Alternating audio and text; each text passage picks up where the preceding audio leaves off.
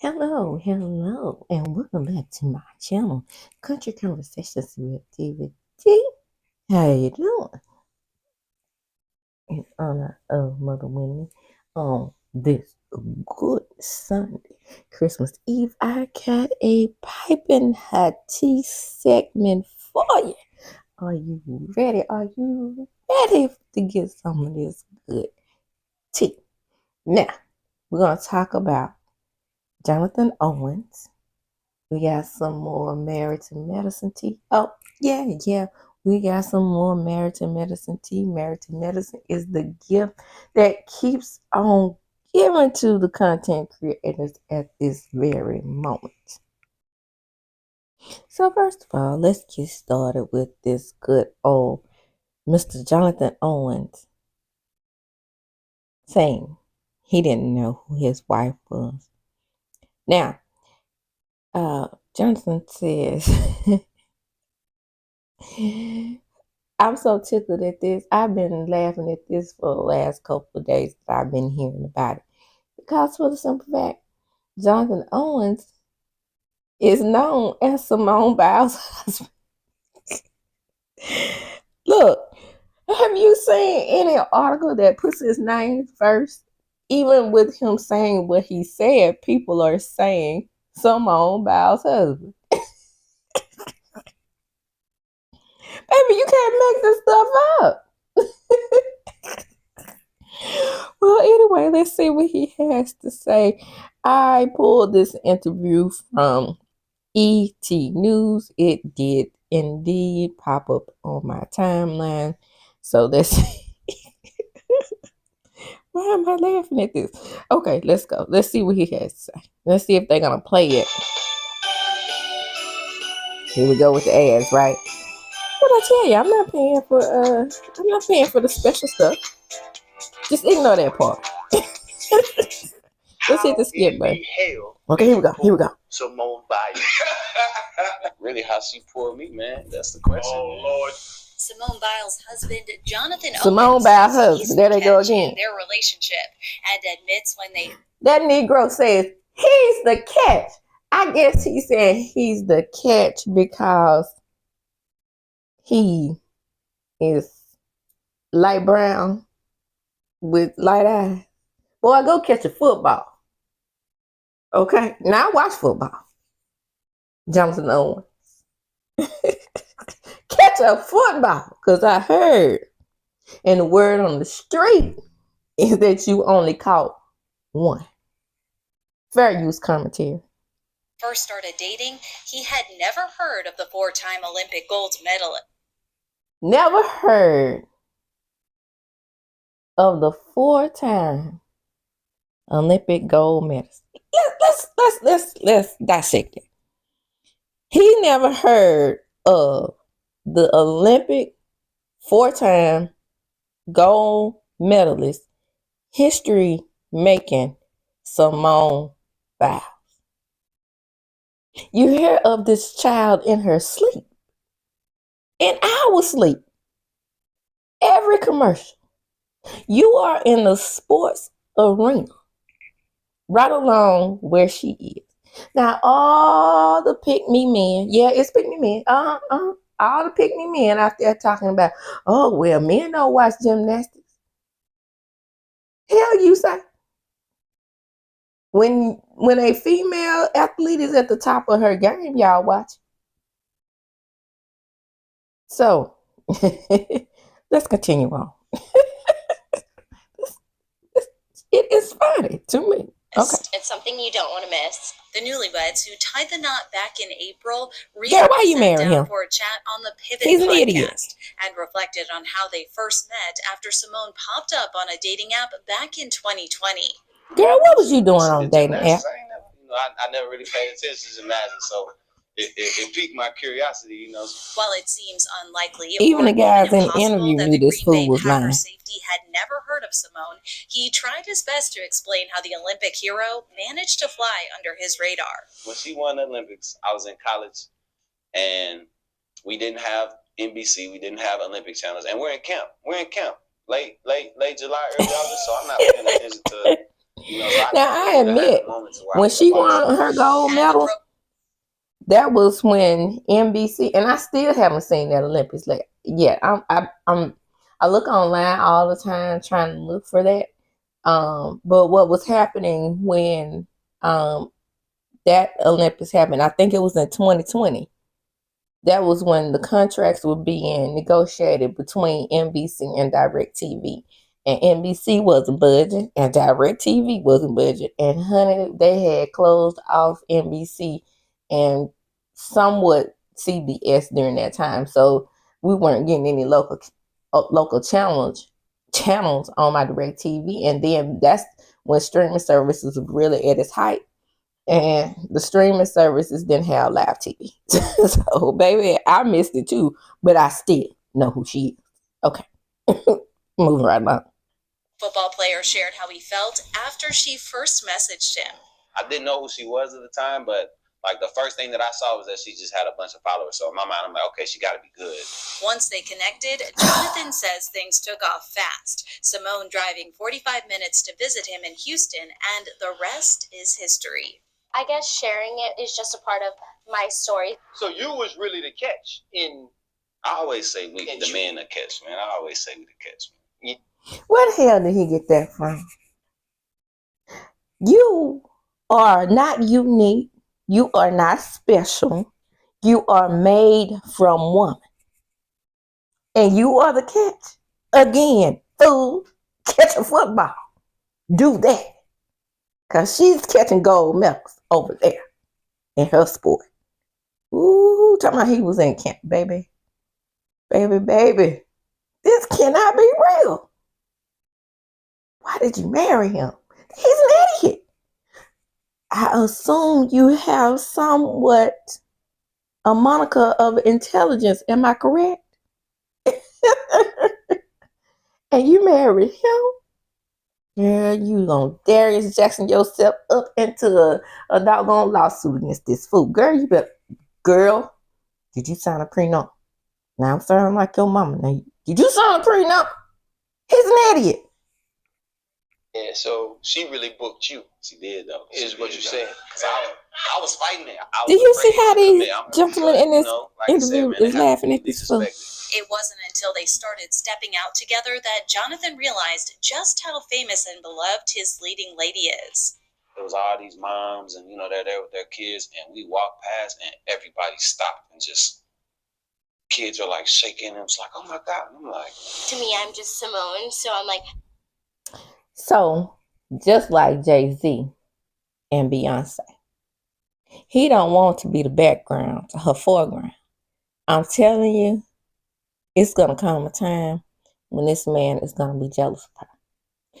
Okay, I told a story on Twitter when I first heard this story about everybody's like, Jay-Z, that's America. Bitch, Beyonce is worldwide. Now, I'm not a Beyonce fan. Let's be clear on that. But I did read that unauthorized autobiography. And in that unauthorized autobiography, it talks about how Jay-Z was so surprised when here in America, they are the couple extraordinaire, the Jada and Will of it all.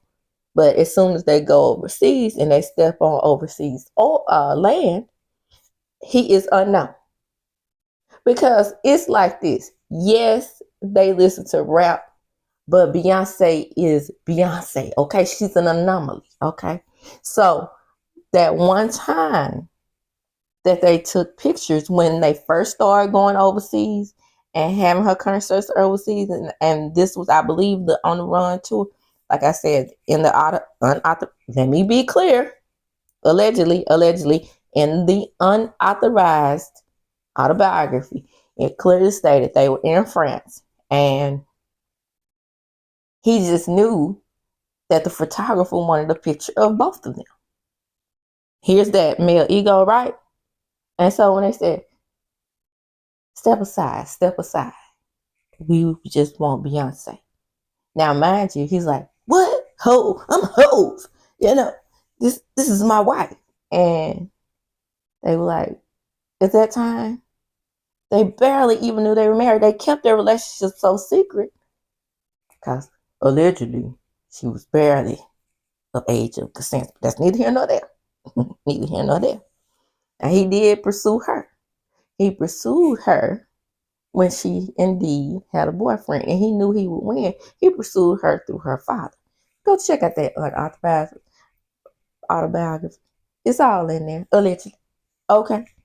So anyway, I said all that to say he was her background to her foreground, and then he did not want to be.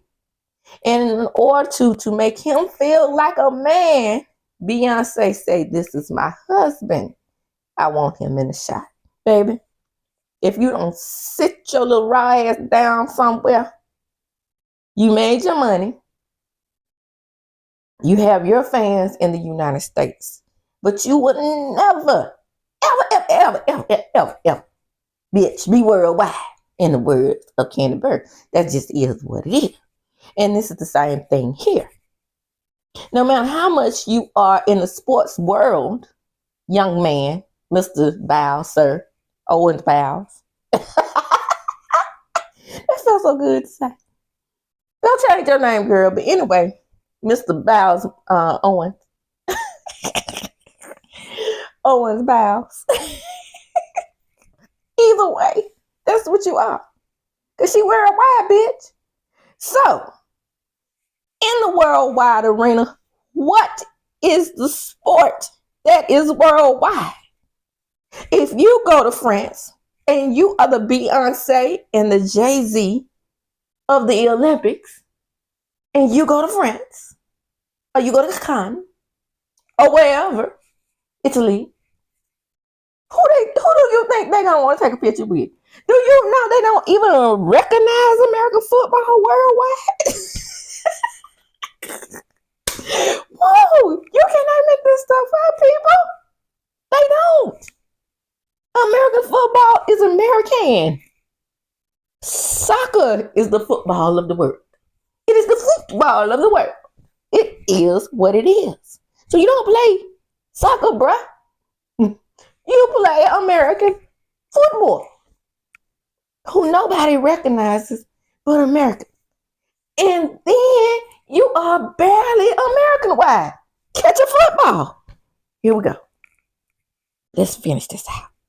How do these people even know who I am? But it's also cool that they recognize the talent that Team USA brought. Jonathan popped the question on Valentine's Day 2022, and the couple said "I do" in April in a private City Hall ceremony in Texas. Stop, I can't. You guys can make me blush.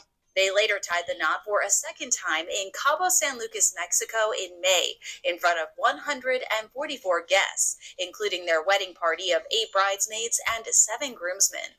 And in the months since, Simone has frequently been spotted giving her man a supportive kiss before his games. You hear that? Oh, love it. Supporting him, After but he didn't know her. the podcast went live, Jonathan faced some backlash over his As he should. comment. So you was really the catch in.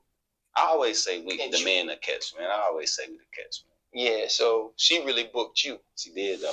But he's seemingly sticking by it, subtly addressing the criticism with an IG post. Unbothered. Just know we locked in over here. And Simone, she slid into the comments to show her support. Yes, she did. Simply for life.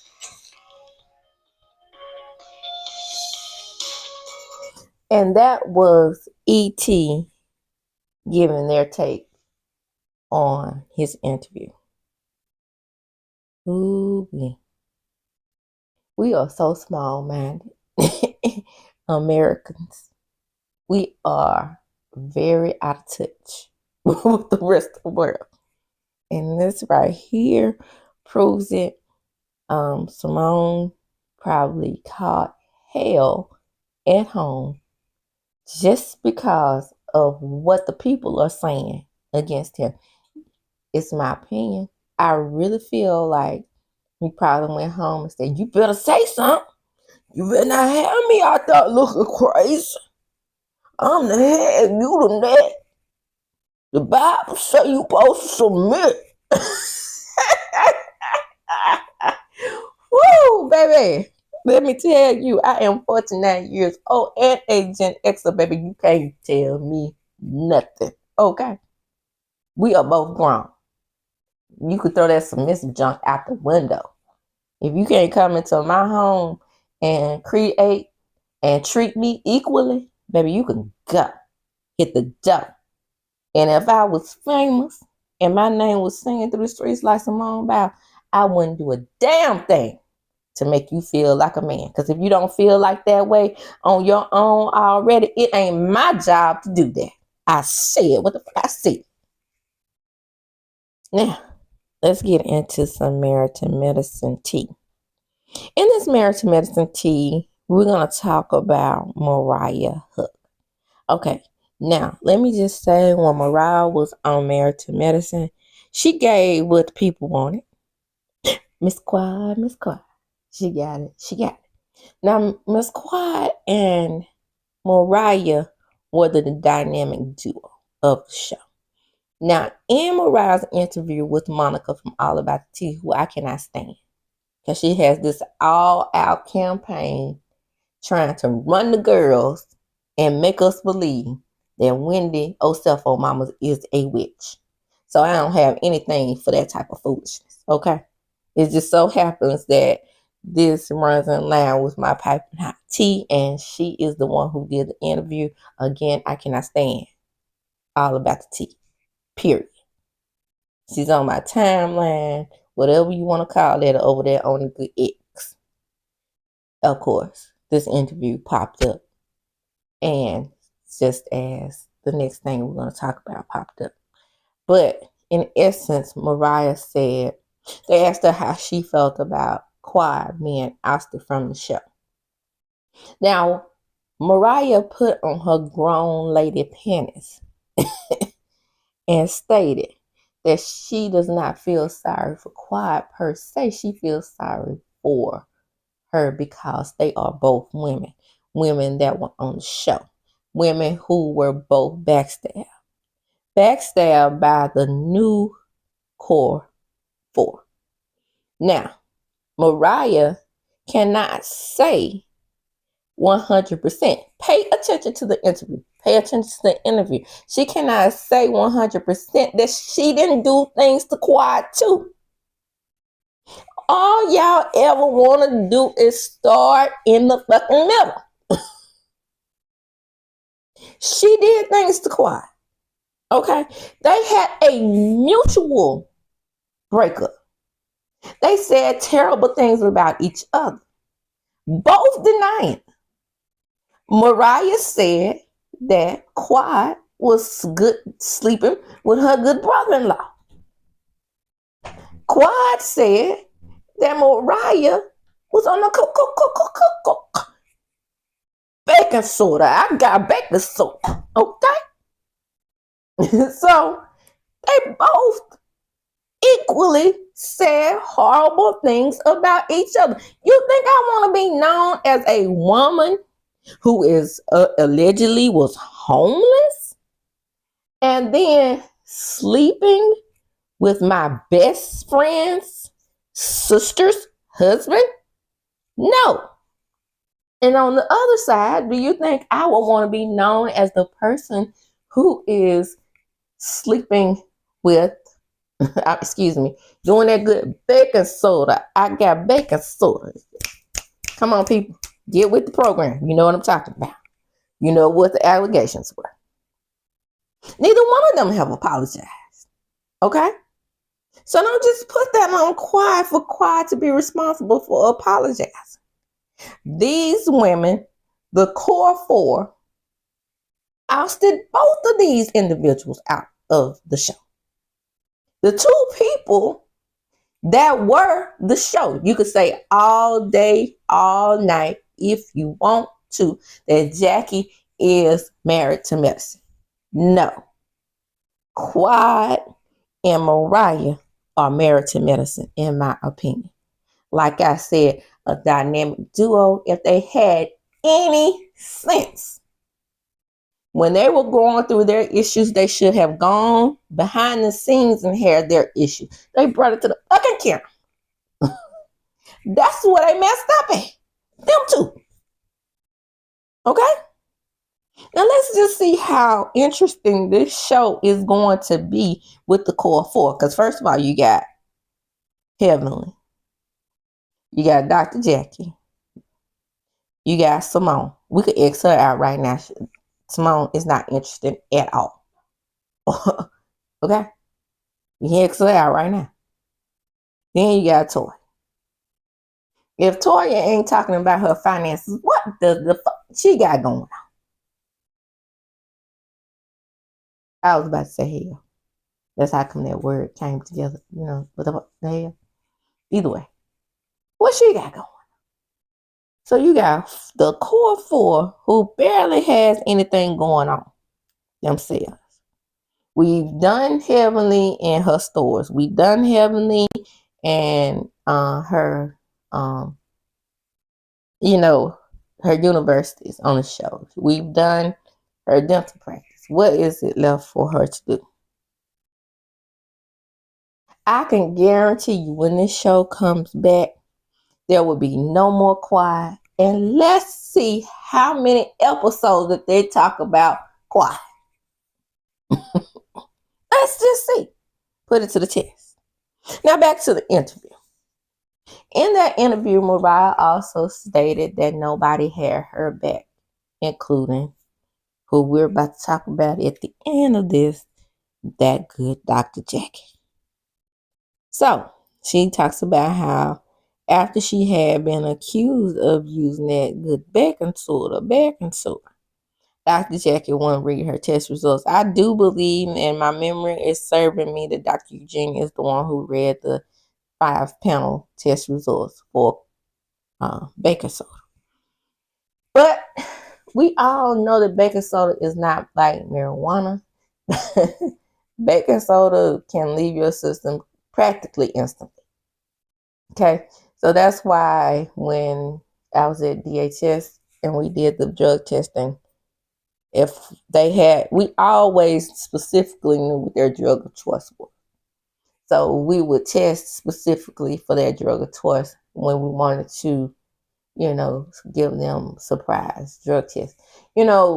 Sometimes when a client would come in and say they were clean, and we would give them those random drug tests, sometimes I would feel like it was the ultimate trap. But when you work for DHS, your goal is to protect the children. And it was just around that time when I was there, it was just too many babies being born addicted to meth and baking soda. It just is what it is. So in order to protect the children, yes, we had to give them random drug testing. And again, I hated collecting pee.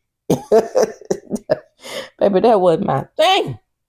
But I said all that to say, Mariah volunteered. And, honestly, I can't say 100% that I never, ever, ever, ever, ever, without a shadow of a doubt, believe that Mariah never dabbled on the party scene.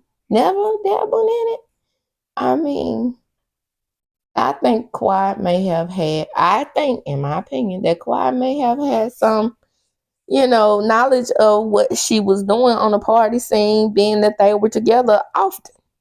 I'm not saying that she was, a full-blown addict. No. But I'm saying that it may have been some situations where she, here and there.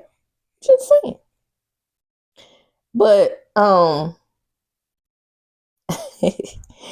Jackie, known for putting her foot in her mouth. The thing about you guys and Jackie is you don't really ever think that she really puts her foot in her mouth, but she does. She does quite often.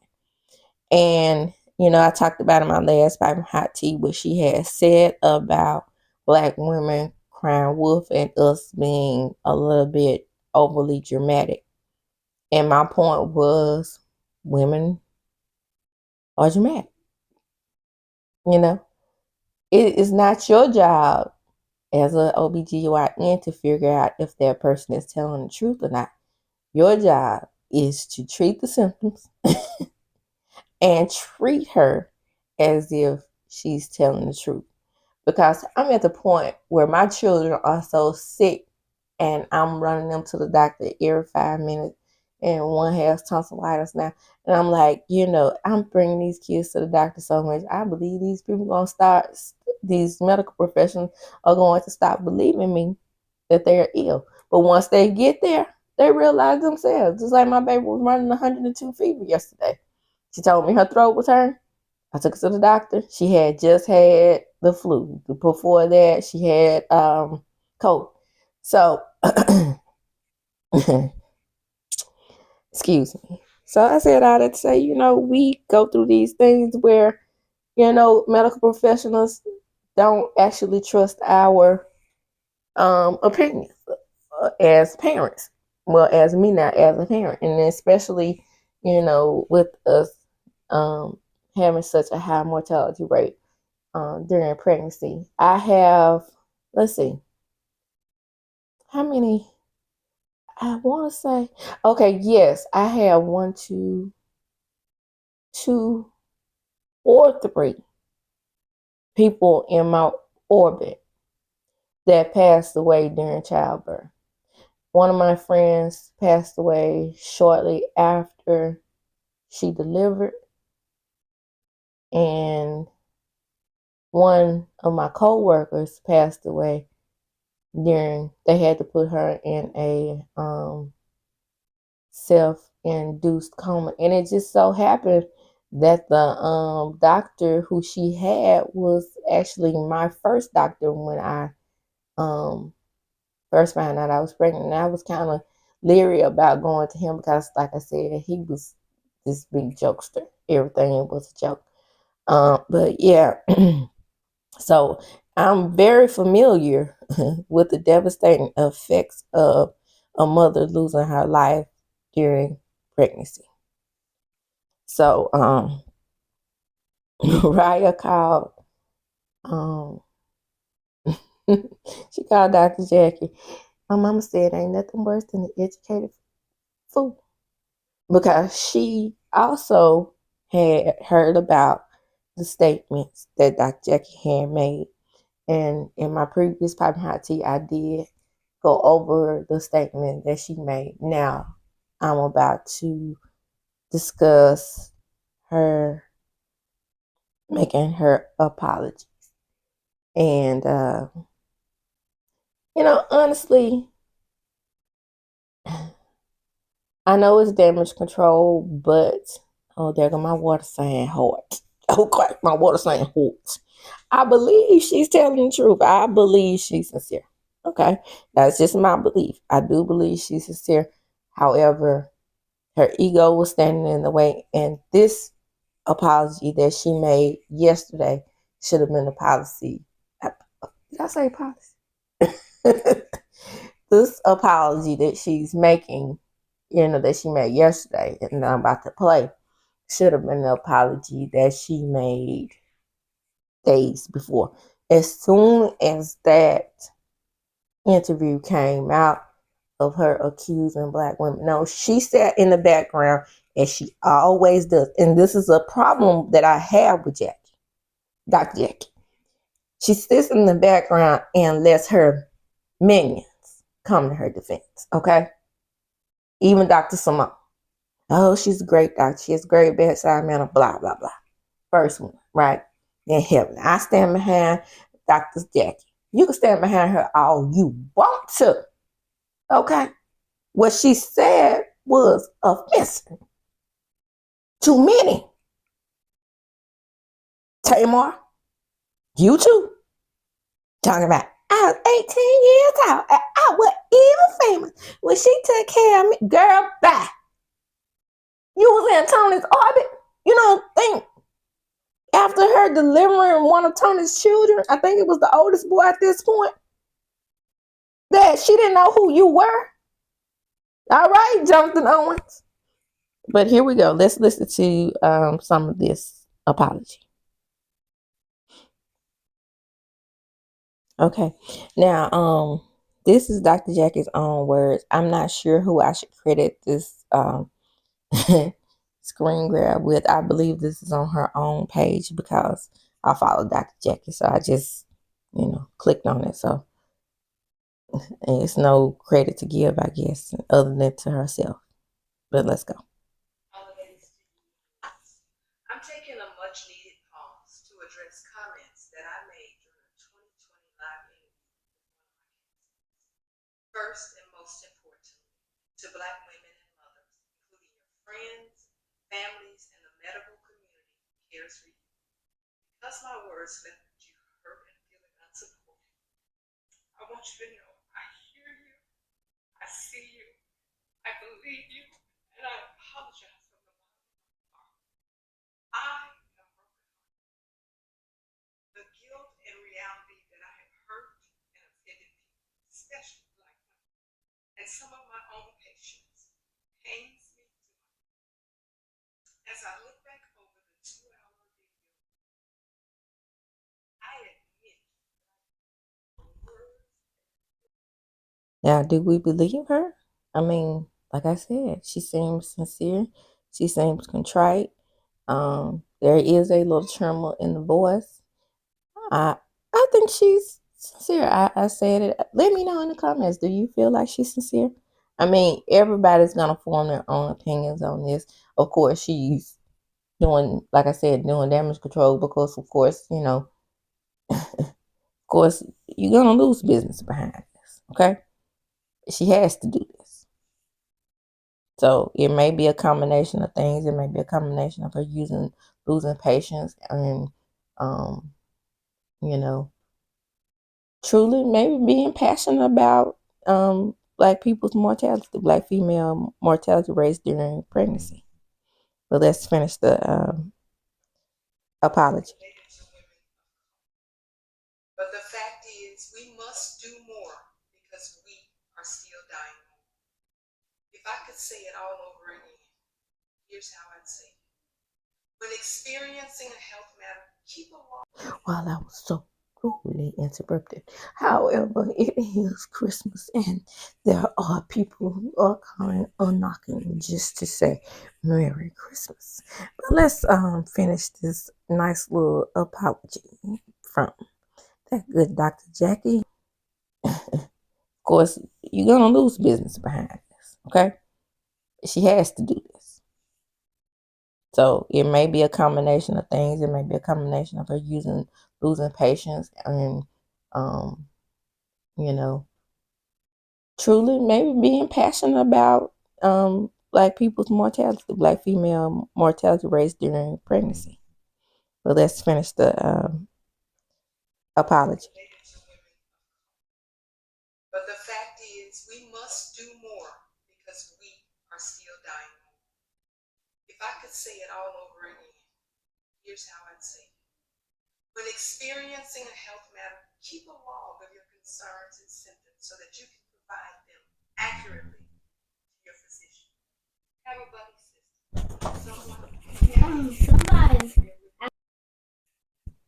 Excuse me while I was so rudely interrupted. However, it is Christmas and there are people who are coming or knocking just to say Merry Christmas. But let's finish this nice little apology from that good Dr. Jackie, married to medicine Frank.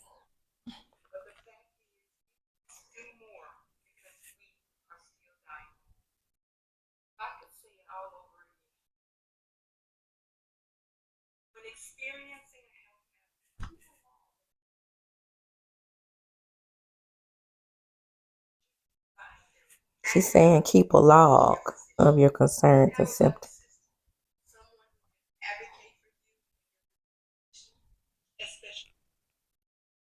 Baby, when I tell you that I felt like I must have been 10 or 11 years old,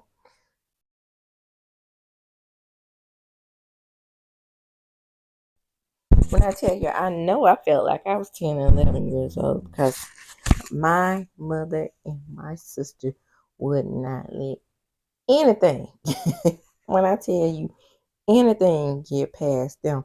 They were with me on every appointment, even would come into the room when she would, check my cervix. And you know what that entails. Yes, no clothes. Okay. Second and third opinion. It's not just I can honestly say that it is important to sometimes get a second and third opinion. But when I tell you it is not easy, it's not always easy because, again, there are doctors who have um, arrogance. And I can tell you that firsthand because when my mother was diagnosed as terminal, of course, we wanted to make sure that that was indeed the case. And her original oncologist gave us hell. He pretty much told us, I told you what I told you. It is what it is. I know I'm an oncologist. I've been working in this field this many years. And he was very hesitant on releasing her records for us to get a second opinion because when he first diagnosed her as terminal, he told us to I told him that I wanted to take her to a lung specialist because that's where the cancer had spread. And it started in a colon, had spread to a lung. And so that doctor, who was a pulmonologist, he was like, well, she just has a little bit in there. So you can zap that out with radiation. It took us, we were already on a time scale. It took us 2 whole weeks before he would even approve us to get his records for her to get the radiation. And then he kind of turned that down. So, in a way, it's easier said than done with those things when you're dealing with the doctor's arrogance and then you're dealing with, um, you know, what they feel as the diagnosis and, them sending your records. Because they always think what they say is final. It's um it's rare because they take it as a dig if you say I want a second opinion. Send my records elsewhere. You see what I'm saying? So it's not always as easy as doctors say it is when they recommend second opinions. I'm just saying that was my experience. I'm just telling you what it is. I don't know because I didn't have to have those type of experiences when I was carrying my babies because, like I said, my doctor, 2 thumbs up, Caucasian lady, smart as she could be, compassionate as she could be. If I needed to go elsewhere for other checkups, she did not hesitate to send in recommendations. I'm just saying I know how sometimes it can be difficult if they make a diagnosis and it feels like, I guess to me, it feels like they're saying, who's going to go behind my work? And in a lot of cases, if the doctors know each other and then they don't want to really second guess their counterparts. And I experienced that dealing with my mother and, her cancer diagnosis. That's neither here nor there. Like I said, drop down in the comments. Give me your opinion and let me know. Let me know how you feel about what Dr. Jackie said. Don't just, watch the video.